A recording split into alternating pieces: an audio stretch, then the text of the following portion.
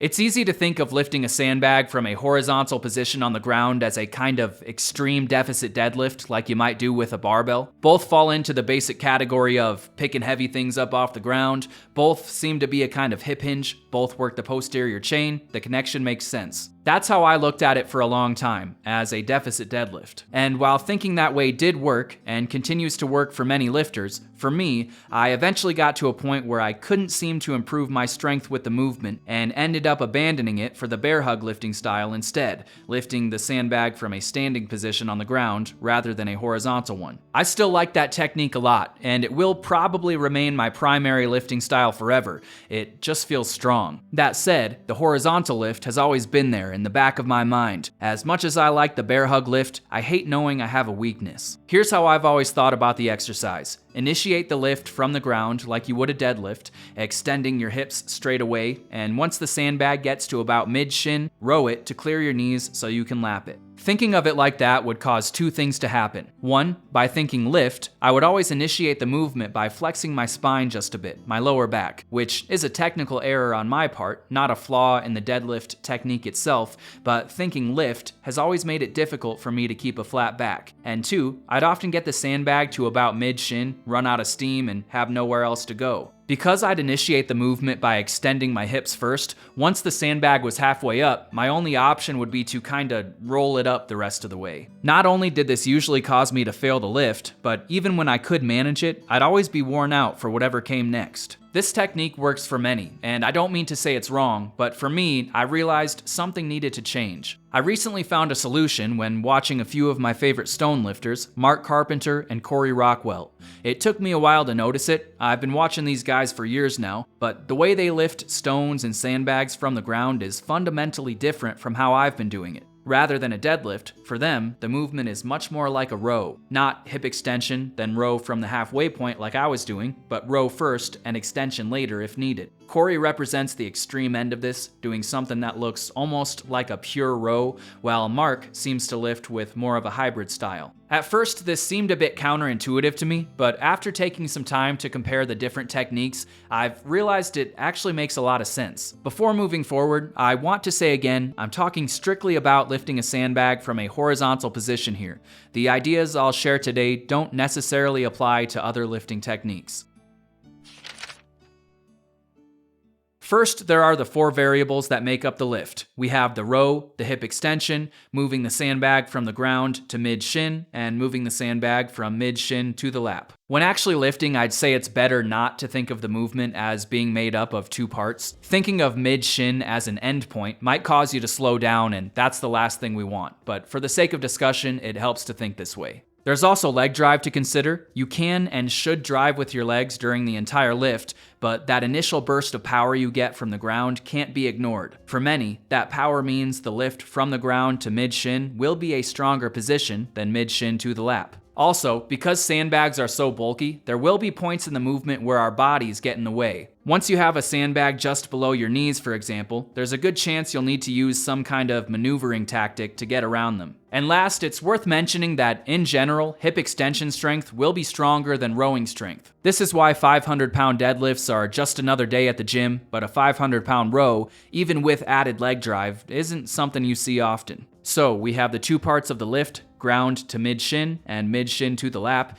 keeping in mind the initial lift from the ground is likely to be the stronger position for those who have mastered leg drive. The two movement patterns, hip extension and the row, taking note that hip extension is probably the stronger of the two, and making sure we don't get in our own way. To optimize our strength, all we have to do is pair the right things together. Pairing the two strong points together, extension and the lift from the ground, means you should have a very powerful start. If you're strong enough, you might just make it all the way to your lap in one go, bypassing the need for much of a row altogether. The downside to this technique is, if you aren't strong enough to make it all the way, you'll be stuck in that weaker position with the weaker movement pattern, which often leads to that awkward and energy-consuming leveraging act where you're left trying to shimmy the sandbag up to your lap. Also, way down the line when you're lifting very large sandbags, there is a good chance you'll actually be weaker off the ground when starting with extension, because the heavier the sandbag, the wider your stance will need to be, assuming you straddle the sandbag. It's not like this for everyone, but it's pretty common to hear a wide stance sumo deadlifter say something like,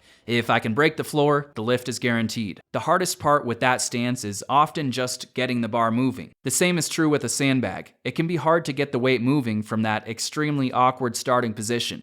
The row doesn't seem as impacted by this. Now let's go over starting with the row. The row may be less powerful than hip extension, but combined with the added leg drive you get at the start of the movement, it can still be very strong. Like before when starting with extension, if you're strong enough to row the sandbag all the way to your chest, you might just make it to your lap in one go without needing to worry about your knees getting in the way or using much extension at all. Also like before, if it's a very heavy sandbag, you might find you start to slow down somewhere around mid-shin. The benefit here is, now you have a secret weapon waiting for you. Rather than trying to leverage the sandbag against your legs from that awkward halfway mark, now you can just use that powerful extension strength to move past your knees. Also, because you started with the row, your arms will be in a more advantageous position.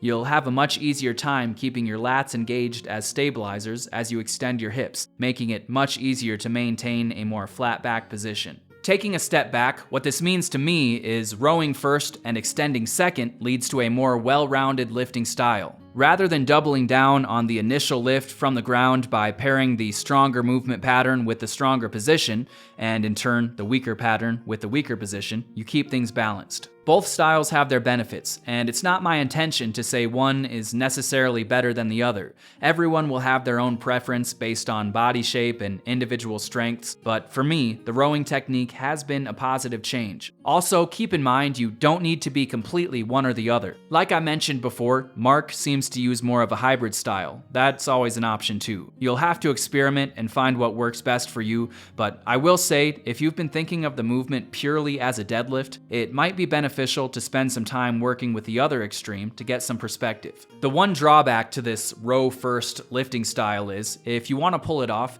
you will need to increase your rowing strength a lot. If you decide to try it out, you'll most likely feel pretty weak at first. You might have trouble properly driving with your legs. You might find it hard to keep a solid brace in your lats and core. Your upper back might not be strong enough. And more likely than anything, you'll probably realize your arms need to get stronger. Making the change is like a 1 step back, 3 steps forward kind of deal. It's for the best in the long run, in my opinion. Increased rowing strength, especially from that completely bent over position, really helps with pretty much every aspect of sandbag lifting, and improves aesthetics a lot too if you care about that. A stronger sandbag row directly translates to more muscle on the hamstrings, the lower and upper back, the lats, and the arms. One last thing before getting into technique stuff, I would like to mention what initially made me pay attention to this lifting style, and what has motivated me to keep working at it more than anything, is Mark's lifting history. He's been doing this stuff for a very long time, lifting heavy odd objects for at least 15 years now, and training for a good 2 decades before that. I don't know about you, but anytime I see someone with longevity like that, I take notes. That's all any of us can hope for, really, to still be lifting massive weights years down the road. I figured if I'm gonna emulate anyone, it should be someone like him. Maybe you'll find that motivating too. And for Corey, I think his strength speaks for itself. There's no doubt in my mind he will become one of the few people ever to lift a 500-pound stone to his chest.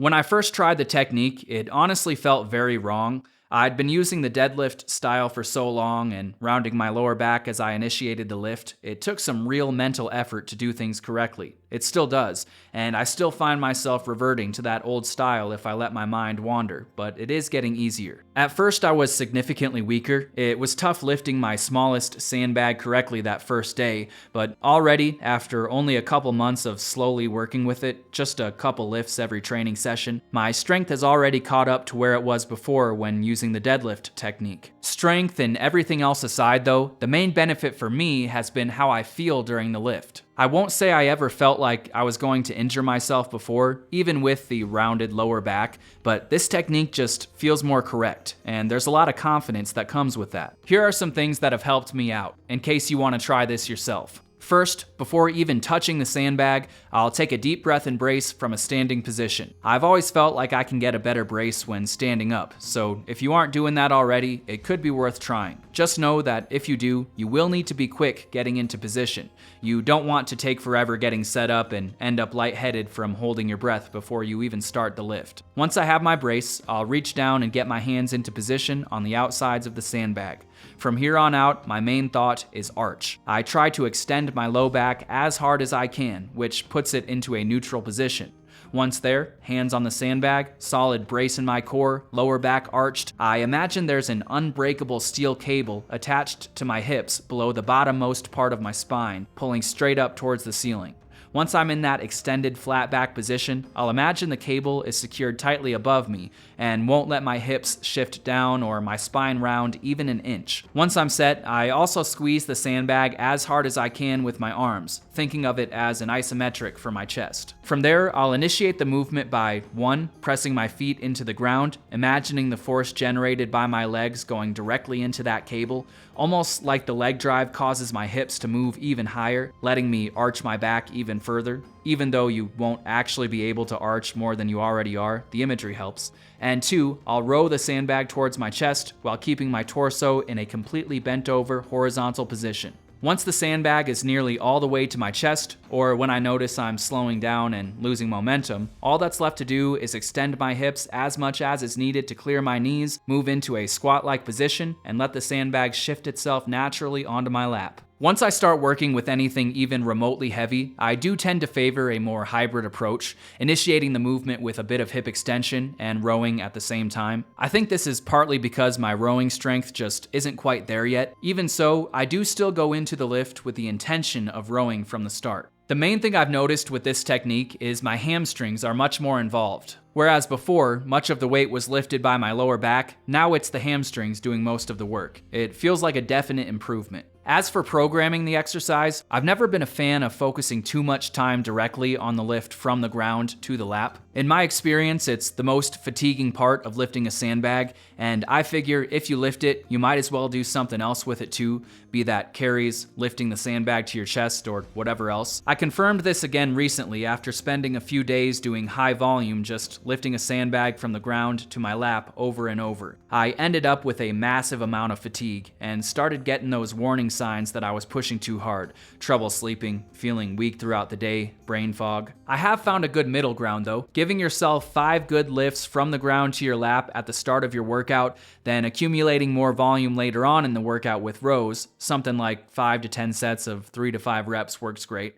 Lets you practice the technique and build the rowing strength you'll need without all the excessive fatigue. For the rest of your training day, I would recommend sticking with your strongest lifting technique, at least for a while, so your other exercises don't suffer from the increased difficulty of using a new lifting style. And that's all I have for today. This simple change in technique has made a huge difference for me, and I wanted to pass it on. If you're like me and spent years lifting barbells before getting into sandbag training, the idea of rowing the weight rather than lifting it will probably feel pretty strange at first, but if you can get your mind to view the sandbag lift from the ground as its own thing, as a skill completely separate from deadlifting a barbell, you should get it down in no time. If you're interested in training with sandbags and want to know more, consider checking out my book, Sandbag Hypertrophy, over on Amazon. It covers everything you need to know about using sandbags to get yourself strong like a strongman and yoked like a wrestler. It's been out for just about 6 months now, and I've honestly been blown away by the positive feedback. Thank you again to everyone who already got the book and for sharing the results you've had from the programs. Hearing about your progress is the best thing ever. If you haven't already, please let me know how the training is going, and if you have any questions or feedback, I'm always glad to hear from you. As always, thanks for watching, and I'll see you in the next one.